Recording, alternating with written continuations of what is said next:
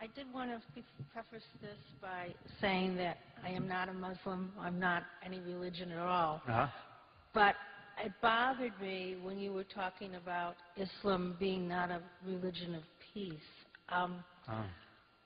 Muhammad was a very peaceful man. No, he wasn't. Yes, well, if you read, No, yes, no. and he had a great respect for women. His wives were given a great deal of power over him. And have you been reading Karen Armstrong? Is that where this is coming from?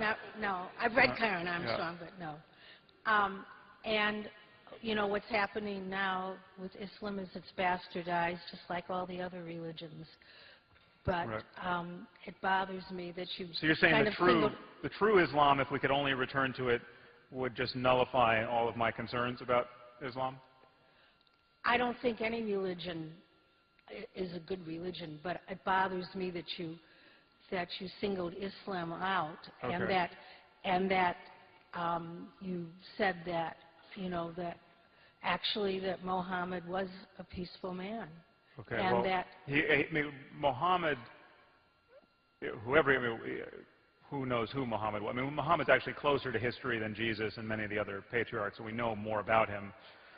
But obviously, there's a lot of uncertainty about what's factual. But the example of Muhammad, as held in Islam universally, is not of a pacifist. He was a conquering warlord who spread the faith with the sword quite successfully. And the expectation is this is a way of being in the world that is by example totally justified. Now this is different from Jesus. Jesus did not spread the faith with a sword. He was essentially a hippie who got crucified.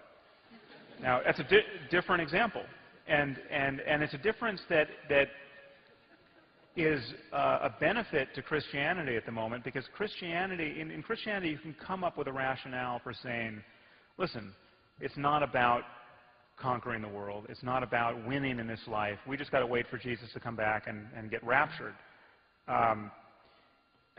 But you can't really do that in Islam. Christianity has a line like, render unto God that which is God, and unto Caesar that which is Caesar's. And that line from Matthew, has done huge work to separate Christianity from claim upon terrestrial power. Now, it's imperfect work, and there are a lot of crazy Christians who want terrestrial power, but at least there's some rationale within Christianity for doing that. That rationale doesn't exist in Islam. There's no line in the Quran which says, listen, guys, this is not about politics. It's not about controlling people's lives. You can be privately religious and let everyone else flourish. But the subjugation of women was not something that Muhammad was interested in. You're just not. Please just go read the Quran and read some significant. Okay, well then surely you read the part in the Quran which talked about husbands scourging or whipping, depending on the translation, their wives who are disobedient. Now, that's in Judaism also. What was that? Okay, okay, so it's in Judaism, but I will grant you that the worst books ever written were in the Old Testament. Okay, but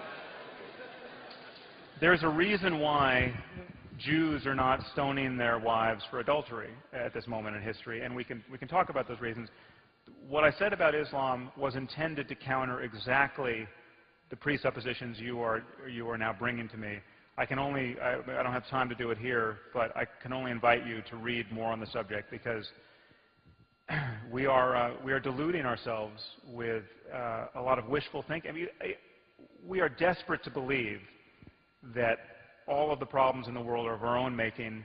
If we could just spread more money around and behave better on the global stage, people will treat us well, and that everyone wants the same thing, and it's all a matter of just more education, and this religion is intrinsically benign. It's just not true. And Osama bin Laden, I've said this, but I should say it again. The real problem is that Osama bin Laden is giving a very plausible version of the faith. Now, you can split a few hairs and say, well, listen, apostates shouldn't be killed unless they speak kind of endlessly against the faith. But the penalty for apostasy is death under Islam. And there's no school of Islam which says, oh, no, we don't mind apostates. It just doesn't exist. There's no Reformed Judaism version of Islam. That's a huge problem. It's a problem that has to be solved by Muslims. That we can't help them solve it by just lying to ourselves about the nature of their religion.